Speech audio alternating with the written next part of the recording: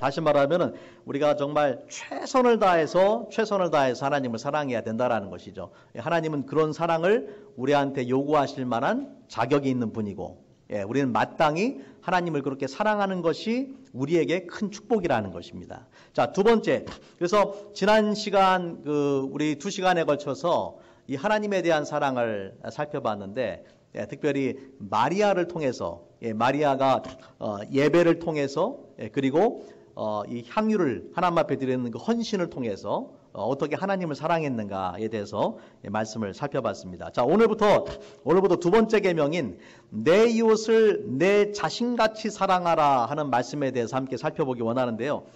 얼핏 보면은 이 말씀은 하나의 명령 같죠. 내 이웃을 내 몸처럼, 내 자신처럼 사랑하라. 하나의 명령 같지만 사실 두 개의 명령이에요.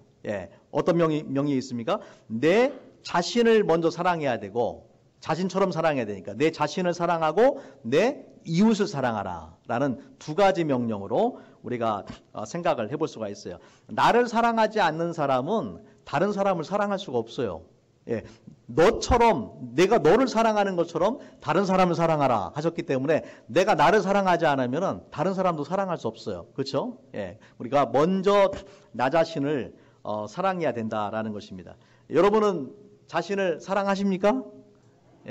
여러분 스스로 사랑해요? 사랑스러워요? 우리가 나를 사랑하기 위해서는 나의 존재의 가치를 알아야 돼요. 내가 얼마나 소중한 존재인지, 가치 있는 존재인지를. 안타깝게도 많은 사람들이 이 가치를 알지 못합니다. 우리가 자신의 가치를 아는 것을 우리가 자존감이라고 부르죠. self-esteem, 자기 자신을 이 누군지를, 자기를 존귀하게 여기는 거예요. 하지만은 많은 사람들이 낮은 자존감을 가지고 살아가요. 자기 자신에 대한 가치를 올바로 알지 못하기 때문에 자존감이 낮고, 그로 인해서 많은 부정적인 사고와 부정적인 감정의 노예로 살아가는 경우들이 참 많습니다. 그 대표적인 게 뭐냐면은 열등감이에요. 열등감. 여러분 열등감 가져본 적 있으세요? 없으세요? 자존감이 다들 높으신 분들이네. 저는 열등감 가져본 적이 있어요. 또 미국의 한 연구소의 조사를 보니까요, 현대인들의 95%가 열등감을 느끼며 살고 있다라고 그렇게 이야기합니다. 95%. 그 중에는 크리스찬들도 많이 있겠죠. 크리스찬이면서도 열등감을 가지고 있는 사람들도 많이 있다라는 것이죠. 뭐 여러 가지 많은 요인들이 있을 거예요. 뭐 예를 들면 외모에 대해서, 뭐 눈이 컸으면 좋겠다, 코가 높았으면 좋겠다, 키가 컸으면 좋겠다, 뭐 체중, 뭐 여러 가지 자기 자신에 대해서 그런 외모에 대한 열등감을 가지고 자신을 부끄럽게 생각하는 그런 사람도 있고, 또는 뭐 학력에 대한 컴플렉스, 또 재력, 또 자신의 재능이 뛰어나지 않은 것에 대한 열등감, 집안의 배경, 정말 여러 가지로 많은 부분에 있어서 그런 열등감을 가지고 있을 수가 있습니다. 열등감이 있으면은 행복할까요? 행복하지 않을까요? 어려운 질문을 제가 드렸어요. 열등감이 있으면 행복해요? 안 행복해요? 행복할 수가 없죠. 자기 자신의 가치를 모르고 자신과 다른 사람들을 늘 비교하고, 내가 다른 사람들보다 못하다, 나는 가치가 없다, 라고 그런 생각을 가지고 있으면은 우리가 결코 행복할 수가 없죠. 자신감이 없어요. 행복하지도 않고 기쁨도 없고 자신감이 떨어져요.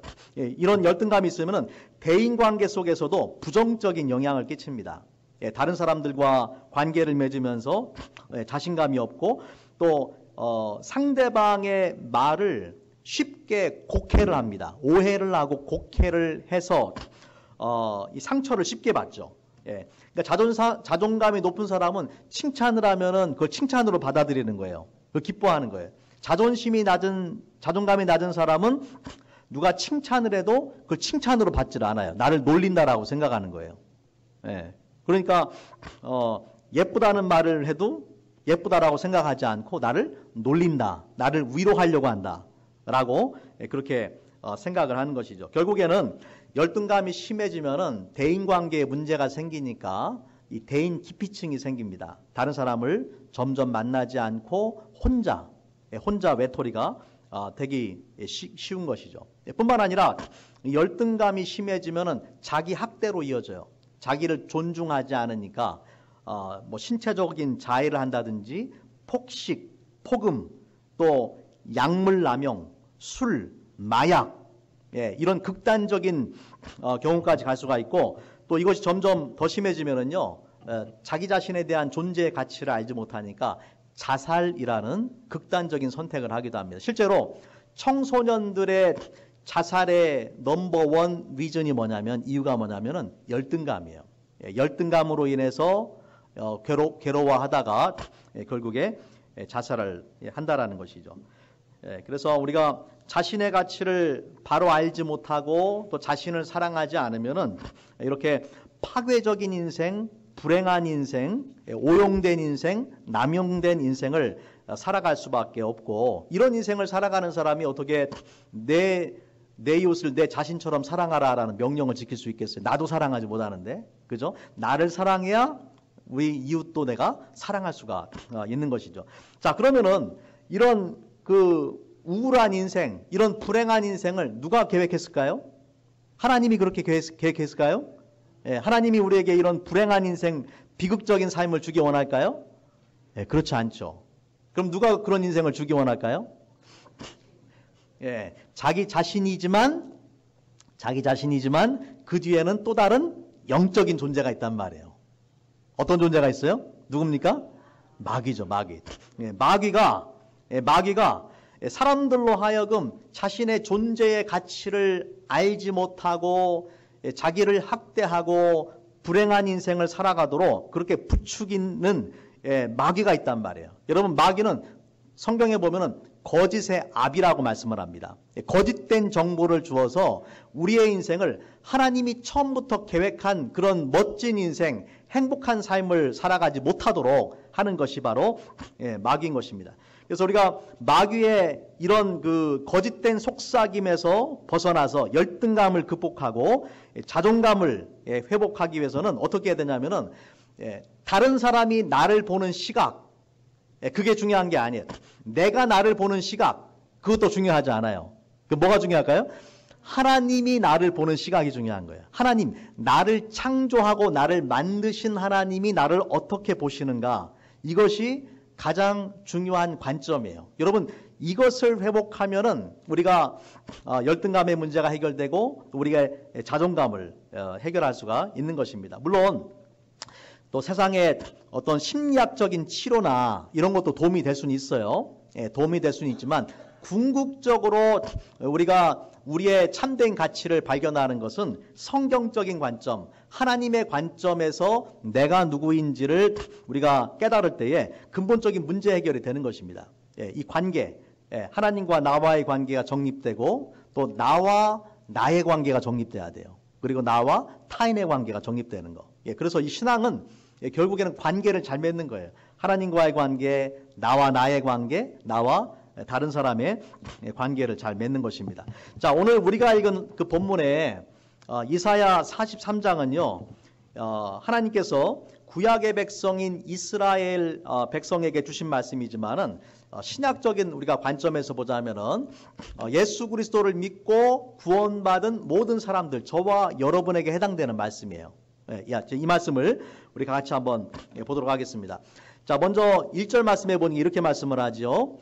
야곱아, 너를 창조하신 여호와께서 지금 말씀하시느니라. 이스라엘아, 너를 지으신 이가 말씀하시느니라. 너는 두려워하지 말라. 내가 너를 구속하였고 내가 너를 지명하여 불렀나니 너는 내 것이라. 자, 여기 보니까요, 하나님께서 우리에게 행하신 두 가지 중요한 일에 대해서 말씀을 하고 있어요. 어떤 일 하셨어요? 먼저 너를 창조하셨다. 하나님이 우리를 창조하셨다라는 거예요. 하나님께서 너를 지으신 이가 말씀하시느니라. 그렇게 말씀하잖아요. 하나님이 나를 만드셨다. 하나님이 나를 창조하셨다. 자, 두 번째는 무엇입니까? 내가 너를 구속하였다. 그러니까 하나님이 우리 인생에 행하신 매우 중요한 두 가지 사실을 이야기하는데, 하나는 하나님이 우리를 만드셨다, 창조하셨다라는 것이고, 또 하나는 우리를 구속하셨다라는 것입니다. 여러분, 이것을 우리가 잘 이해해야지, 이것을 이해해야지 내가 얼마나 소중한 존재인지를 알 수가 있어요. 그래서 오늘 말씀을 통해서 우리가 여러분이 이 하나님의 창조와 구속을 통해서 내가 얼마나 소중한 존재인지를 발견할 수 있기를 바랍니다.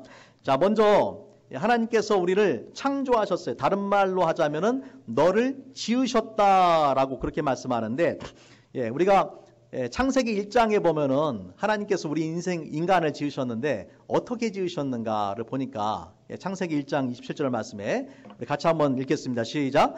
하나님이 자기 형상 곧 하나님의 형상대로 사람을 창조하시, 남자와 여자를 창조하시고. 자, 하나님께서 우리 눈에 보이는 모든 세상 만물을 창조하셨어요. 그런데 하나님의 형상대로 창조받은 것은 인간밖에 없습니다. 인간을 하나님께서 가장 위대한 하나님의 창조물, 하나님의 피조물로 만드셨다라는 거예요. 하나님의 형상을 좇아서. 이것은 하나님은 어떤 분이시냐면 전지전능 무소부재하신 하나님이시고 거룩하시고 사랑이 많으신 그 하나님이신데, 그 하나님이 그분의 형상을 좇아서, 그분의 성품을 좇아서 우리 인간을 창조했다라는 것입니다. 다시 말하자면 인간은 하나님의 가장 뛰어난 작품, 하나님의 걸작품이라는 거예요. 믿으십니까? 여러분 옆에 있는 분들한테 한번 얘기해 주세요. 당신은 하나님의 걸작품입니다. 한번 얘기해 주세요.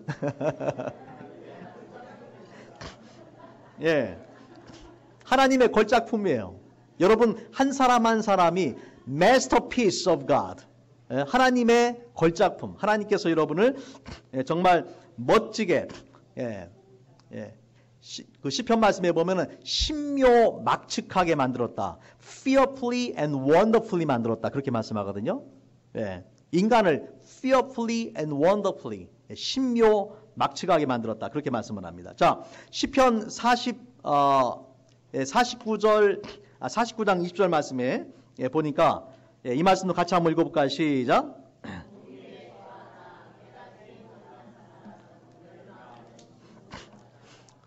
존귀에 처하나 깨닫지 못하는 사람은 멸망하는 짐승 같다. 하나님이 인간을 어떻게 만드셨냐면 하나님의 형상을 좇아 하나님의 마스터피스로 그렇게 만드셨는데, 자기가 얼마나 존귀한 존재인지를 몰라요, 인간이.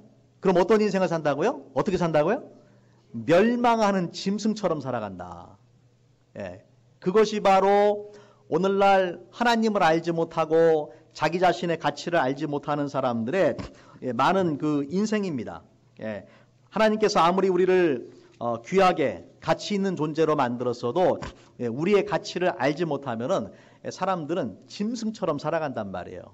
이 세상에 악이 존재하고 정말 이 세상이 지옥으로 변해가는 이유는 많은 사람들이 내가 누구인지를 알지 못하기 때문에 벌어지는 그런 문제들입니다.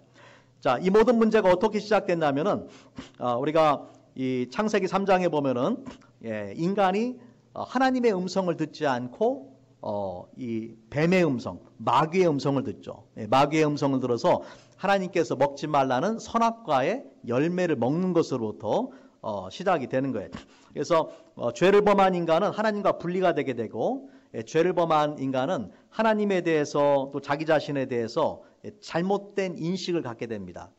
거기서부터 인간의 낮은 자존감이 시작되는 거예요. 아담과 하와가 죄를 범한 다음에 어떻게 했습니까? 하나님 앞에 당당히 나가지를 못했어요. 동산 나무 사이에 숨었어요. 어둠 속으로 들어간 거예요. 하나님 앞에 자신을 드러내지 못합니다. 그래서 그 창세기 3장 9절과 10절에 보면은 하나님께서 아담을 찾으시죠. 여호와 하나님이 아담을 부르시며 그에게 이르시되 내가 어디 있느냐? 아담아, 네가 어디 있느냐? 지금 있어야 될 자리에 있질 않는 거예요, 아담이. 지금 하나님을 떠난 모든 사람을 향해서 부르시는 하나님의 음성이 바로 뭡니까? 내가 어디 있느냐? Where are you? 네가 어디 있느냐? 거기 있으면 안 된단 말이죠. 지금 동산나무 사이에 숨어 있으면 안 된단 말이에요. 예. 이르되 내가 동산에서 하나님의 소리를 듣고 벗었으므로 두려워하여 숨었나이다. 예. 하나님의 앞에 담대하게 나올 수 없는 존재가 되어버렸어요. 예. 수치심이 생기고 두려움이 생겼어요. 예. 이것은 처음부터 하나님께서 그렇게 디자인한 것이 아니에요. 그것은 인간이 죄를 범하면서 이런 수치심도 생기고 두려움도 생기고 하나님 앞에 당당히 나올 수 없는 그런 부끄러운 존재가 돼버린 것입니다. 예, 하지만 감사하게도 하나님께서 그 인간을 포기하지 않으시고, 예, 저와 여러분을 포기하지 않으시고 정말 끝까지 구원하기를 원하신다라는 것이죠. 그래서 오늘 말씀해 보니까 내가 너를 구속하였다. 그죠? 우리 아까 보았던 이사야 말씀에 내가 너를 구속하였다. 창조하실 뿐만 아니라 우리를 구속하셨다. 구속이라는 단어는 원어로는 가알이라는 그 히브리어 단어인데, 이 말은요, 노예 시장에서 노예나 종을 그 값을 지불하고 사서 자유롭게 해방시켜 주는 것을 말합니다.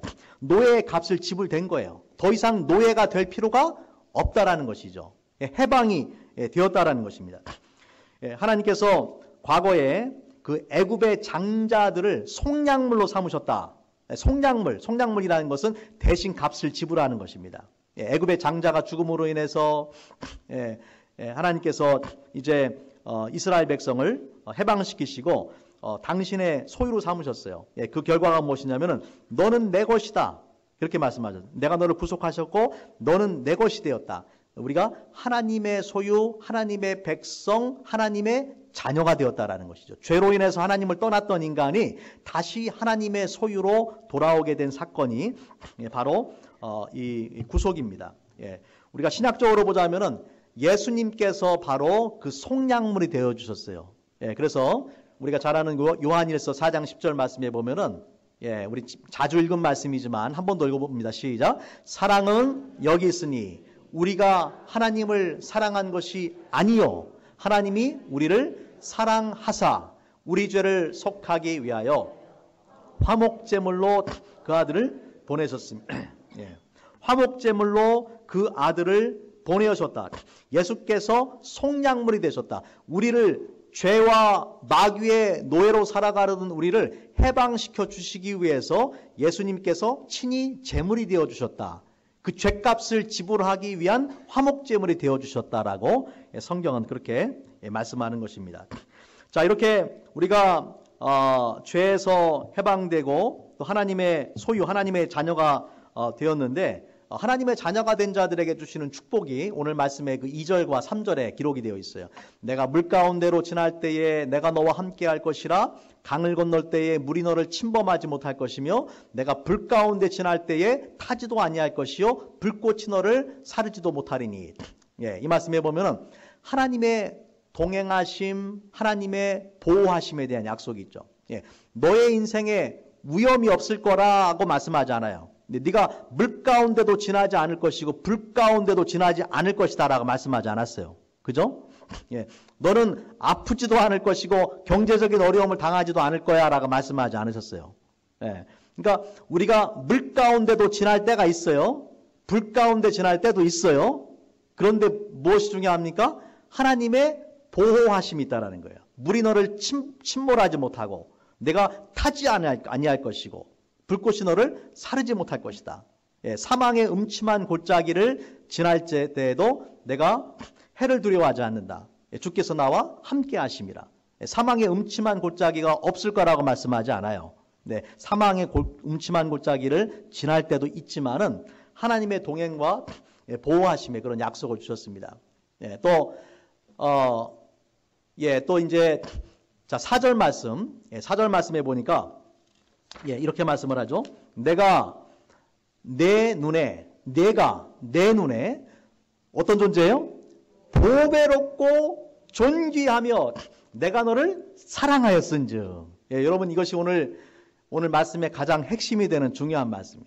자, 아까도 말씀드렸지만은 우리가 잘못된 그 자기 자신에 대한 열등감, 이런 부정적인 생각, 사고방식, 감정, 에서 벗어나기 위해서는 어떻게 해야 된다고 했습니까? 하나님의 관점에서 내가 나를 봐야 된다. 예. 하나님이 나를 어떻게 보시느냐 보니까 내가 내 눈에 어떤 존재예요? 보배롭고 존귀한 존재다. 예. Precious and honored in my sight. 영어 성경이 그렇게 말씀했죠. Precious. 너무나 소중하고 honored. 영광스러운 존귀한 존재다. 예. 여러분 이것이 하나님이 저와 여러분을 보는 관점이에요. 하나님 보시기에 너는 너무나 사랑스럽다. 너는 너무나 존귀하고 보배로운 존재다. 라고 하나님께서 우리를 보신다라는 거. 아멘입니까? 예. 우리가 사탄은 우리한테 그렇게 이야기합니다. 너는 무가치한 존재야. 너는 쓸모없는 존재야. 너는 아무것도 할 수 없어. 예. 사탄은 우리한테 이런 그 안 좋은 메시지를 주고 우리한테 배드 뉴스를 주지만은 우리가 마귀의 거짓말에 속아서는 안 된다라는 것입니다. 우리가 예수 그리스도 안에서 얼마나 소중한 존재인지를 알아야 돼요. 나의 정체성을 알아야 돼요. 그리스도 예수 안에서 나의 정체성, 아이덴티티를 알 때에 나의 자존감을 회복할 수가 있는 것입니다. 자, 우리가 얼마나 예수님 안에서 위대한 존재이고 보배로운 존재인지를 가르쳐 주는 것이 우리 고린도전서 6장 19절 말씀을 같이 한번 볼게요. 고린도전서 6장 19절. 19절 말씀 보니까 너희 몸은 너희가 하나님께로부터 받은 바 너희 가운데 계신 성령의 전인 줄을 알지 못하느냐. 너희는 너희의 것이 아니라. 자, 20절 시작 같이 읽겠습니다. 시작. 값으로 산 것이 되었으니 그런즉 너희 몸으로 하나님께 영광을 돌리라. 너희 몸은 너희 것이 아니야. 너희를 값으로 샀어. 너희를 값으로 샀어. 그러면 하나님께서 우리를 사기 위해서, 우리를 죄로부터 구원해 주시기 위해서 어떤 값을 지불했습니까? 예수님의 생명을 내어주셨죠. 예수님의 생명을 내어주셨어요. 얼마를 주고 사셨어요? 예수님을 주고 사신 거예요. 어떤 우리 전에 한국 목사님이 지은 책이 있는데 예수님짜리라는 그런 책입니다. 여러분 들어보셨는지 모르겠어요. 일부를 주고 사면은 얼마짜리예요? 1불 주고 샀어요. 그러면 얼마짜리예요? 1불짜리. 10불 주고 사면 10불짜리. 한 번 더. 100불 주고 사면 100불짜리. 예수님을 주고 사면 그러니까 여러분은 얼마짜리예요? 예수님짜리. 하나님께서 아들의 생명을 내어주시기까지 사랑하신 존재. 그만한 가치가 있는 존재. 하나님 보시기에 보배롭고 존귀하고 사랑스러운 존재. 그래서 예수님께서 그 생명을 내어주셔서 우리를 값으로 사신 바가 되었다라는 것입니다. 물론 우리가 여전히 죄를 범하고 하나님 뜻대로 살지 못하고 실패하고 넘어질 때가 있죠. 하지만 그렇다고 해서 우리의 가치가 없어지는 것은 아니에요. 우리 자 여기 100불짜리 100불짜리가 있어요. 제가 평상시 안 가지고 다니는데 오늘 설교하려고 가져왔어요. 100불짜리가 있는데 자, 이 100불짜리가 이렇게 땅에 떨어지면은 여전히 100불이에요? 100불 아니에요? 100불의 가치를 갖죠. 여기에 좀 더러운 게 좀 묻으면은 그러면은 그래도 100불입니까 아닙니까? 더러운 것이 묻어도 이건 100불이에요. 우리가 하나님 앞에 완전할 수가 없어요. 우리 자신의 부족함들이 있어요. 허물이 있어요. 여전히 죄를 범해요. 그렇지만은 하나님 보시기에 우리는 여전히 보배롭고 존귀한 하나님의 자녀인 줄로 믿습니다. 하나님 보시기에 여러분은 너무나 소중한 존재예요. 그래서 이러한 관점으로 우리가 우리 자신을 볼 때에 자존감을 회복할 수가 있는 것입니다. 그저께 그저께 제가 저기 뉴스를 보니까요, 한국 뉴스에 보니까 미국의 그 한 헛간에서 새똥이 잔뜩 붙은 그런 이 유화 한 점을 발견했는데, 이 유화가 17세기에 누굽니까? 17세기에 있었던 화가 안토니 반 다이크의 작품으로 판명이 됐습니다. 이 작품의 감정가가 300만 달러, 한국 돈으로는 37억이래요. 예, 이 37억의 단을 유화를 본래 이제 이것을 가지고 있던 주인이 네덜란드에 가가지고 600달러를 주고 샀답니다. 600달러를 주고 사가지고 자기 헛간에다가 그거를 둔 거예요. 소가 이제 소를 같이 키웠나 보죠. 소똥이 잔뜩 엉겨 붙었는데도 그럼에도 불구하고 이 작품의 가치는 떨어지지를 않는다는 거죠. 그래서 소똥을 다 제거하고 나니까 600달러인 줄 알았더니만 얼마짜리입니까? 300만 달러더라. 600달러인 줄 알았는데 300만 달러가 된다. 내가 무가치한 존재인 줄 알았는데 예수님을 믿고 나니까 어떤 존재입니까? 얼마짜리예요? 예수님짜리더라. 예수님짜리. 예수님짜리보다 더 소중하고 가치 있는 것이 어디 있습니까? 여러분, 얼마나 많은 사람들이 마귀의 이런 속삭임을 듣고 자신의 가치를 알지를 못하기 때문에 파괴적이고 정말 인생을 허비하고 낭비하는지 모릅니다. 불행한 인생을 살아가는지 몰라요. 하지만 누구든지 그리스도 예수 안에 있으면 새로운 피조물이라 성경은 그렇게 선포를 합니다. 누구든지 예수님을 만나면 자기 자신의 그 가치를 알게 되고 하나님 안에서 정말 이 새로운 삶을 살아갈 수가 있는 것입니다. 우리 그저께 심삼종 교수님 와가지고 멋진 그 색소폰 연주를 하면서 또 자기 간증을 해주셨는데 여러분 많이 은혜 받으셨죠? 그분 인생을 한번 생각해 보세요. 탄광촌에서 탐부의 아들로 태어나서 밤이 새도록 내 형제가 술 취한 아버지, 그 술주정뱅이 아버지한테 매를 맞고, 학교에 가서 밴드부 들어갔더니 또 얻어맞고, 군대 가서 군악대 갔더니 또 얻어맞고, 그렇게 얻어맞는 인생을 살아가던 사람이 예수님을 만나고 기도할 때에 하나님께서 그 인생을 변화시켜 주잖아요. 지금은 어떻습니까? 전 세계를 다니면서 하나님의 나팔수가 되어서 하나님 앞에 찬양하고 영광 돌리는 존재가 됐잖아요. 그분이 예수님을 만나지 못했다면 자신을 무가치한 존재로 생각했을 거예요. 오용되고 남용된 인생을 살았을 거예요. 하나님 만나고 나서 완전히 새로운 인생을 살아가는 거예요. 여러분, 이것이 바로 예수 믿는 놀라운 축복이에요. 저와 여러분도 마찬가지예요. 누구든지 그런 삶을 살아갈 수가 있어요.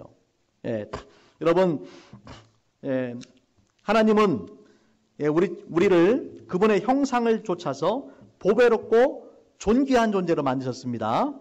우리가 비록 죄로 인해서 하나님과 분리되고 우리가 잘못된 길을 선택했지만은 그럼에도 불구하고 하나님은 우리를 여전히 사랑하시고 그럼에도 불구하고 예수님의 생명을 내어주셔서 우리를 죄에서 구원해 주시고 우리를 하나님의 자녀로 삼아주셨습니다. 그렇기 때문에 우리는 그리스도 예수 안에서 내가 누구인지를 알아야 돼요. 다른 사람이 하는 말, 내 안에서 사탄이 주는 말 듣지 마세요. 듣지 마세요. 하나님께서 말씀을 통해서 성령을 통해서 주시는 음성을 들으세요. 내가 얼마나 소중한 존재인지, 보배로운 존재인지, 가치 있는 존재인지, 사랑스러운 존재인지 여러분이 그것을 깨달을 때에 여러분의 자존감이 회복되고 또 여러분이 나를 사랑할 때, 내가 나를 사랑할 때 다른 사람들도 사랑할 수 있을 줄로 믿습니다. 우리 같이 한번 기도하겠습니다. 이 시간 잠깐 우리 묵상하며 기도하기를 원합니다.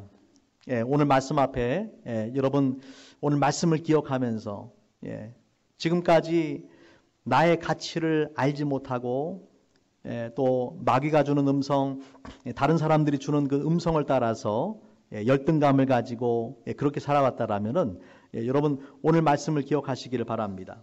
하나님께서 우리를 하나님의 형상을 조차 만드셨고 하나님께서 우리를 보배롭고 존귀한 존재로 삼으셨고, 하나님께서 우리를 내가 나를 사랑하는 것보다 나를 더 사랑해 주신다라는 것을 기억하시기를 바랍니다. 십자가를 통해서 하나님께서 말씀하세요. 내가 너를 이만큼 사랑한다. 예수님의 생명을 내어주시기까지 그 정도로 우리는 가치 있는 존재이고 하나님께서 우리를 사랑하십니다. 오늘 말씀 통해서 주님, 우리가 회복된 자, 예수 안에서 내가 누구인지 올바른 정체성을 갖도록 하나님께서 보시는 눈으로 나를 바라보고 사랑할 수 있도록 내 안에 온갖 부정적인 감정과 사고, 마귀가 심어놓은 모든 잘못된 그런 쓴뿌리들이 다 뽑혀나가고 우리가 새로운 인생을 살아갈 수 있도록 우리 같이 한번 우리 기도하는 시간 갖겠습니다.